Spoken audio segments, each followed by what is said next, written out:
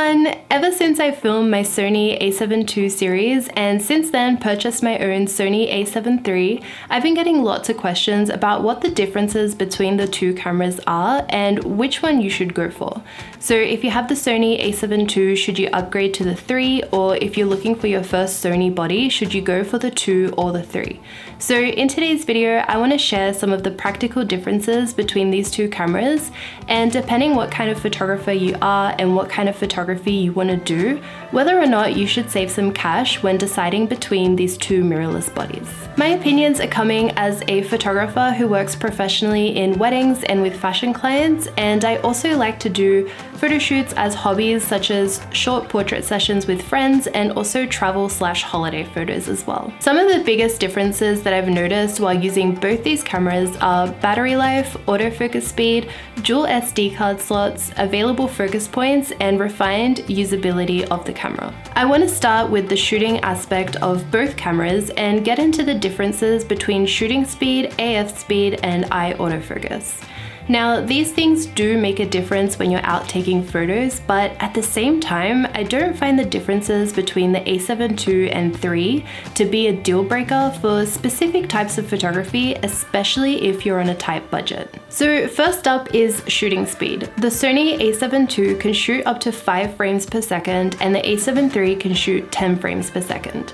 Now, I've used both cameras during a fashion portrait session, and I didn't feel like I was let down by either camera while I was taking photos. I like to work quite fast-paced as a photographer. My portrait sessions usually last about an hour, and I like to take a few quick photos in each location that we're shooting in. Both the A7 II and the A7 III were able to keep up with the way I work and didn't slow me down or hinder me in any way. The difference in frames per second could become an issue depending on what kind of photography you do. For example, if you like to shoot in burst mode, or if you do sports photography or wildlife photography, or if you like to photograph a lot of movement. In a wedding environment, for example, 10 frames per second could come in handy for when you're photographing moments such as the bride walking down the aisle, or if something happens out of nowhere and you need to take a bunch of photos in order to capture the right frame. But at the same time, I photographed weddings full-time on the Canon 5D Mark III for about 5 years, and that gave me around 6 frames per second in M-RAW, so I personally don't really see a big difference in the frames per second between the A7 II and the 3. Here's a focus test with both cameras so you can see the autofocus speeds side by side.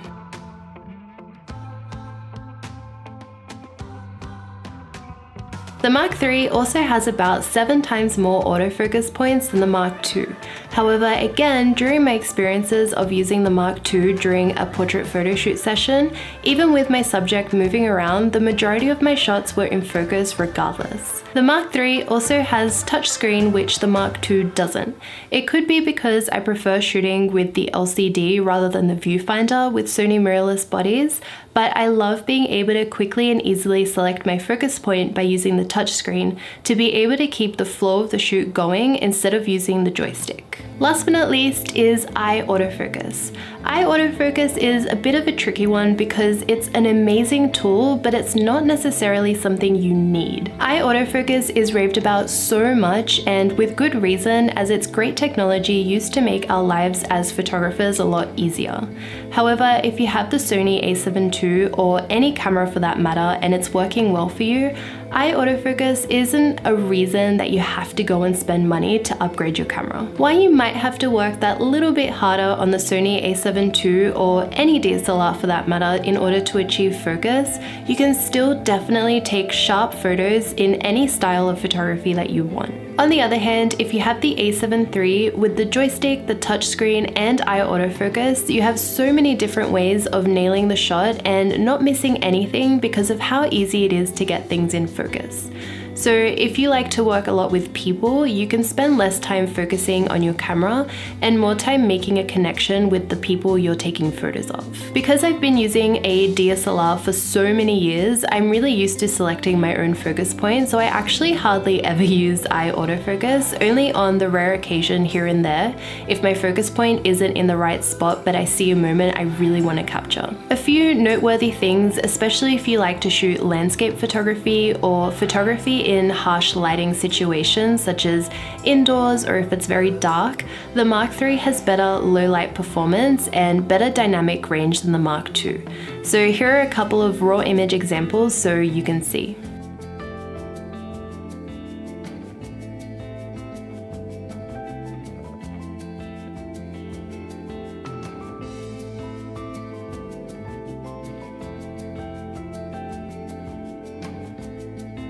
The next couple of things I wanted to mention is something that I noticed instantly when I took both the Mark II and the Mark III out on portrait photo shoots, and that is battery life and dual card slots.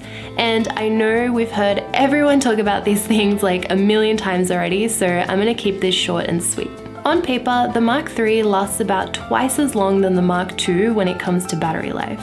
So personally, I would probably take the Mark II out for like little personal photo shoots if I'm going to take a photo of a specific landscape or maybe a portrait photo session or even like on a road trip or something, because 1 or 2 batteries would be more than enough for me to be able to capture that. However, if I was doing wedding photography or travel photography, which would require me to be out taking photos for hours at a time, having 20 batteries to charge before a wedding and then keeping track of those batteries and having to change the batteries out while possibly something important like a wedding ceremony was happening is not a really great workflow. So for me, battery life was a big decision on which camera to choose. And last but not least, one of the other factors that made it really easy for me personally to choose which camera to go for is the fact that the Mark III has dual card slots and the Mark II only has a single card slot. For some people, this isn't a deal breaker, especially for people that do photography as a hobby and just take photos here and there. However, for me, because we have the technology available, I will always choose to shoot with 2 card slots, especially when I photograph weddings and client work as well. That way I have an instant backup of all my photos just in case anything goes corrupt. I still have another option to download. Both the A7 II and the A7 III are great cameras. While there are some significant improvements in some areas of the A7 III, for the price, the A7 II really holds its own and is a fine camera to take high quality photos. The Mark II is probably one of the cheapest full-frame mirrorless bodies on the market right now that has all the features of a pro DSLR to take amazing quality photos. So if you're on a budget, there's no reason not to consider the A7 II. If you don't mind the jump in price and are looking to upgrade or just go for the Sony A7 III, then you definitely won't be disappointed. For all the reasons I mentioned in this video, which one you go for is really dependent on what features and tools are important to you as a photographer and the type of photography that you do. If you want me to do a series comparing both these cameras at an on-location photo shoot and show you all the raw photos so we can really compare the differences, please let me know in the comments because I think that would be a really fun thing to do. And I would also love to hear your thoughts about both these cameras and which one is better suited for you and the type of work you do as a photographer. Otherwise, if you enjoyed this video, you might like to watch this video, which was my first time taking the Sony A7 III out for a portrait photo shoot, and I gave you guys all my first impressions of the camera. Thank you so much for watching. I make new videos every single Wednesday, so I will see you all next time. Bye!